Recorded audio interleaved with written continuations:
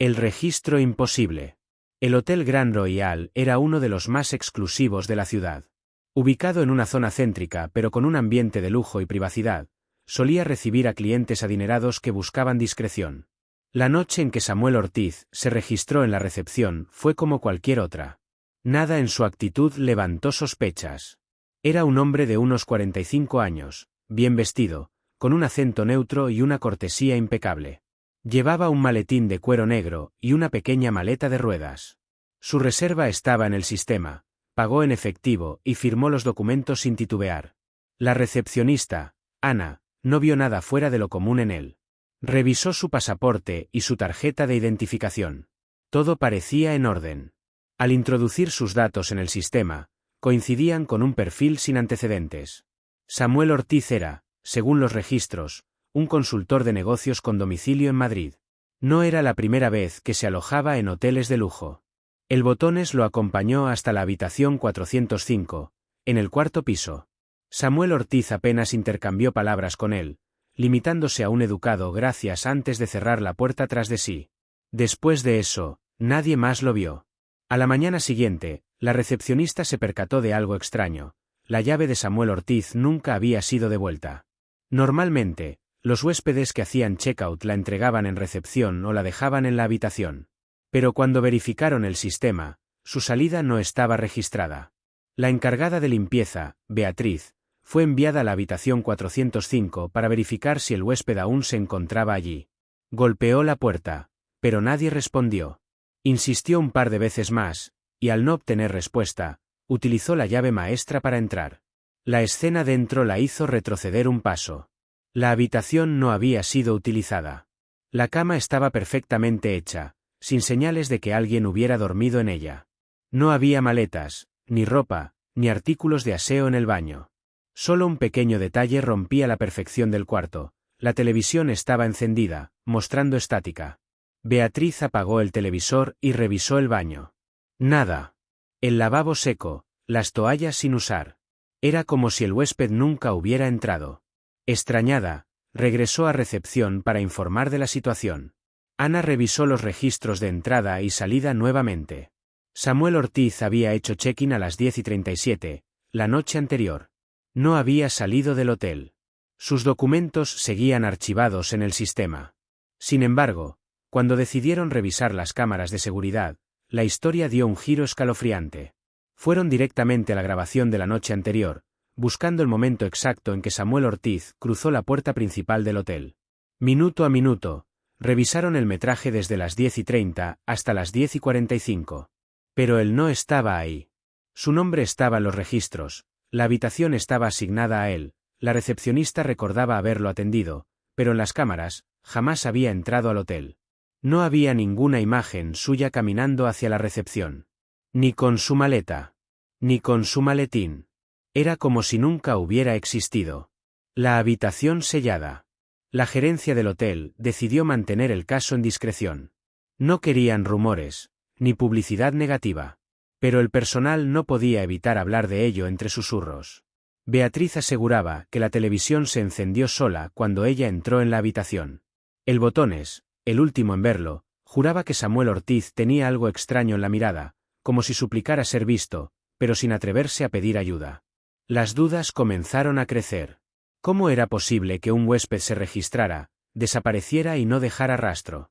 ¿Había salido del hotel sin ser captado por las cámaras? ¿O había algo más inquietante en juego?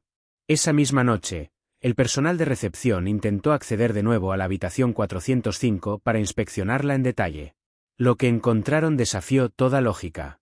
La puerta estaba asegurada desde dentro. Intentaron abrirla con la llave maestra, pero algo la bloqueaba.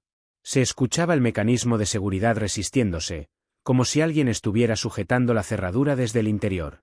Pero eso era imposible. La habitación estaba vacía. Llamaron al jefe de mantenimiento, quien tuvo que forzar la cerradura con herramientas especializadas. Cuando finalmente lograron abrir la puerta, la habitación estaba tal como Beatriz la había encontrado esa mañana. Sin rastro de Samuel Ortiz. Sin maletas. Sin señales de que alguien hubiera dormido allí. Excepto por una sola cosa. El espejo del baño estaba empañado. Al acercarse, Pudieron leer con claridad un mensaje escrito con el dedo en la condensación. Nunca estuve aquí. El pánico se apoderó del personal. No había vapor en la habitación, no había agua caliente corriendo, nadie había tocado ese espejo en todo el día. La frase había aparecido sola. Ana, la recepcionista, sintió un escalofrío en la nuca. La letra era reconocible. Era la misma caligrafía que había usado Samuel Ortiz para firmar su registro la noche anterior. ¿Cómo es posible que alguien se registre en un hotel sin haber entrado? ¿Qué ocurrió realmente en la habitación 405? Si Samuel Ortiz nunca estuvo allí, entonces, ¿quién firmó el registro? El misterio apenas comenzaba. El gerente del Hotel Grand Royal, Daniel Salas, no era un hombre que creyera en fantasmas ni en historias paranormales. Para él, todo tenía una explicación racional. Un error en el sistema, una confusión en la memoria de los empleados, algo. Pero cuando recibió la llamada de la policía tras denunciar la desaparición de Samuel Ortiz, su escepticismo comenzó a tambalearse. Ese hombre no existe. La voz de la inspectora a cargo, Laura Méndez, sonó firme y cortante. Salas frunció el ceño, sintiendo que algo iba terriblemente mal. ¿Cómo que no existe? Insistió. Hemos verificado los documentos que dejó en el hotel. Su número de pasaporte, su tarjeta de identificación, hasta la firma en el registro. Todo pertenece a un hombre llamado Samuel Ortiz. Sí, pero ese hombre murió en 2012 en un accidente automovilístico. El silencio se apoderó de la oficina del gerente. Revisó nuevamente la copia del pasaporte que tenía en su escritorio. Todo parecía normal. La foto coincidía con la descripción que habían dado sus empleados. Era un hombre de cabello oscuro, ojos profundos, expresión serena. Nada en él parecía fuera de lo común. Pero entonces llegó el siguiente golpe. Intentamos rastrear cualquier dato adicional, continuó la inspectora. Llamamos al supuesto domicilio en Madrid que figura en su registro. La dirección no existe. No hay contratos de alquiler ni registros de propiedad a su nombre. No hay movimientos bancarios recientes. No hay redes sociales, historial de llamadas ni conexiones.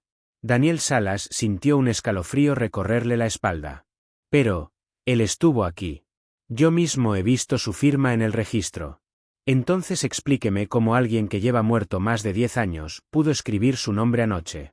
La llamada se cortó, pero las preguntas seguían resonando en la mente del gerente. Esa misma tarde, decidió revisar el sistema de reservas. Quería encontrar cualquier pista sobre cómo Samuel Ortiz había logrado registrarse en el hotel sin ser detectado. Lo que descubrió fue aún más aterrador. Cuando ingresó al perfil de Ortiz en la base de datos, se dio cuenta de que la reserva no existía.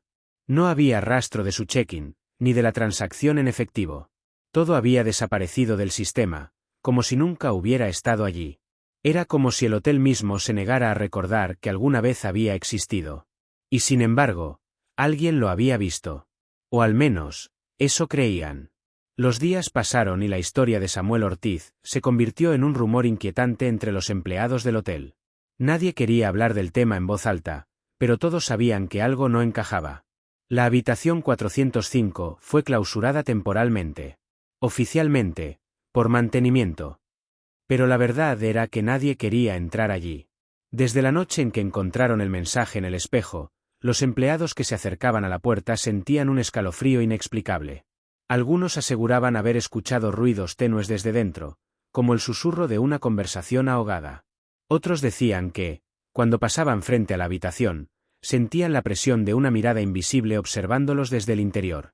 El gerente intentó minimizar la paranoia, pero entonces sucedió algo que ya no pudo ignorar. 5 días después de la desaparición de Samuel Ortiz, un sobre sin remitente llegó a la recepción del hotel. No tenía sello postal ni indicios de haber pasado por el sistema de correos. Alguien lo había dejado allí a mano. Ana, la recepcionista, fue quien lo encontró. Su nombre estaba escrito en la parte frontal del sobre, en una caligrafía elegante y firme.